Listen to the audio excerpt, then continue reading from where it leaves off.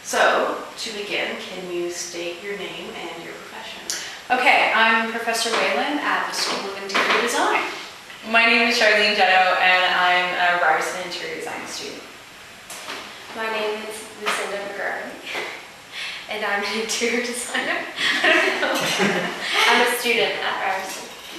Hi, my name is Anna Lupi, and I am a professional student. I'm Krisha, and I'm a student. I guess for me the most important thing when I think about process is I relate it directly to problem solving. My initial process always begins with research.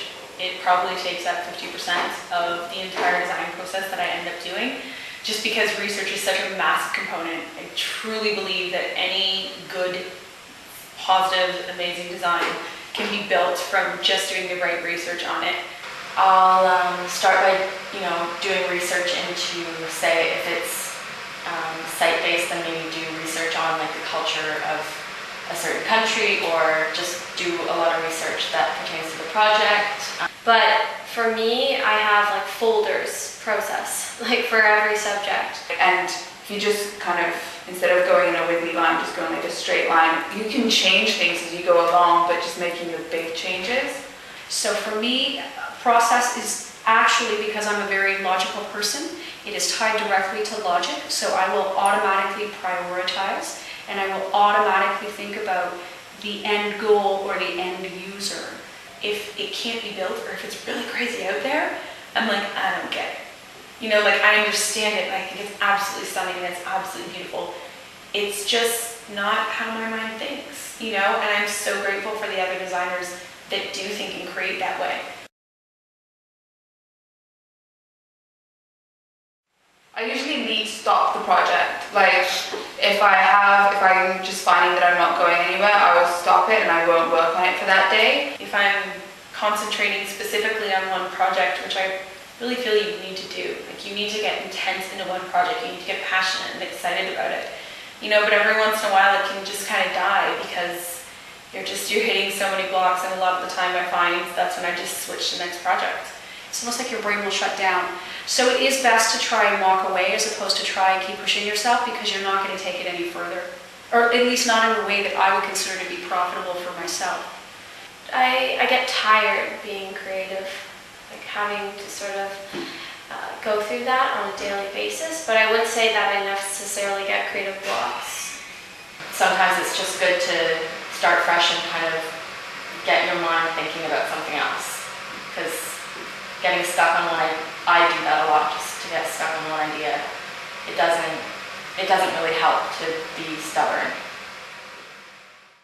Documenting things is actually very difficult, because it could just be something that you see in a blog, or it could be something that you saw when you were walking down the street, it could be in a book you read. So a lot of the times documenting it's really hard, because it's something that you don't think is anything, you really liked it, and after a while, all of a sudden you're like, wow, I wish I had that, and you don't.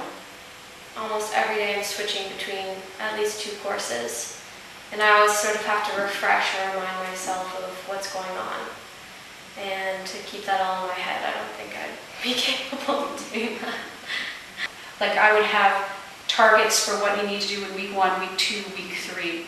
And the sooner that you start it, the farther along you are in the process, so I'm not a procrastinator.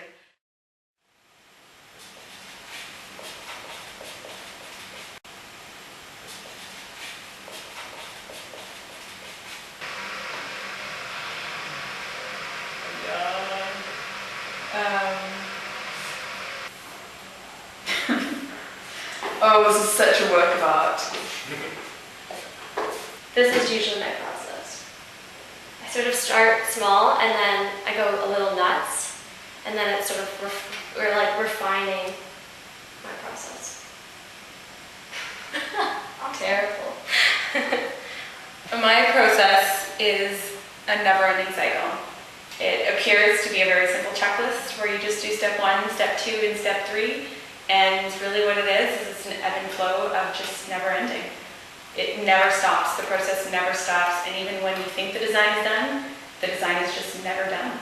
And that's okay. And you just keep building and keep going. Things get crossed out, things get tossed away, and then the hopefully good ideas survive, and then it shouldn't be blank, I didn't know what else to put in it, but this is the finished product of what has survived and what I've made with it. Sorry. That's it. Okay, so I have my questions, and it starts with something small, and then it gets bigger, obviously, as you design it. And along the path there are little blips, but generally it takes on a similar kind of, it morphs into the final product.